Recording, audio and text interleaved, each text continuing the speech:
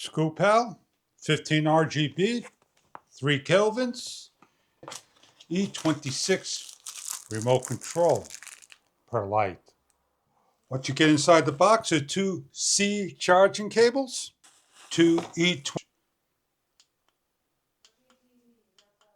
Charge the unit up by plugging in the cable. A red LED indicates charging. Hitting the colors, we are on white and so forth, all the different colors. We have the flashing mode.